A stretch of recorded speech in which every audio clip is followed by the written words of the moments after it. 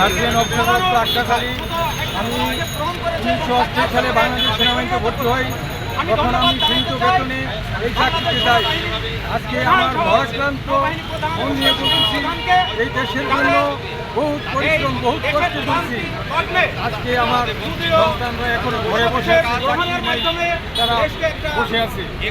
আমি এত কষ্ট পরিশ্রম করে কেন আমার সন্তান ঘরে বসে এটার তালিকায় চাকরিতে নেওয়ার জন্য আমি সকল ছাত্রছাত্রীদের ধন্যবাদ জানাই।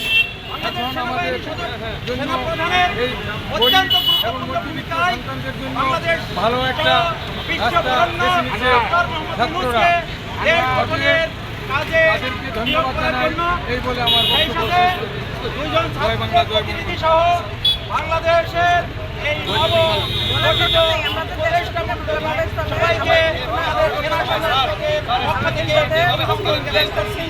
সেই সাথে দাবি জানাতে চাই সেই সমস্ত কর্মীদেরকে তাদের নেতৃত্বে আজ বাংলাদেশে শত শত ছাত্র জনতা আজকে জীবন দিয়ে দেশকে একটা নতুন ভাবে স্বাধীনতা অর্জন করার কাজে অংশ নিয়েছে।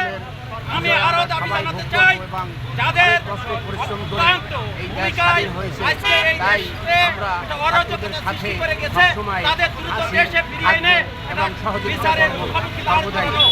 আমি ধন্যবাদ জ্ঞাপন করতে চাই সেই ছাত্র সমাজকে যারা আজ পথে প্রান্তরে আমি আরো একটা দাবি জানাতে চাই, দেশের এই ক্রান্তি লগ্নে যদি সেনাবাহিনীর সদস্যদের আমাদের এই অবসরপ্রাপ্ত সদস্যদেরকে কোনো কাজে লাগে দেশ গঠনের সুযোগ দেয়, তাহলে আমরা সেনা সদস্য সশস্ত্র বাহিনীর সকল সদস্য সবাই দেশ পুনর্গঠনে অংশ নিয়ে দেশের কাজে লাগতে চাই।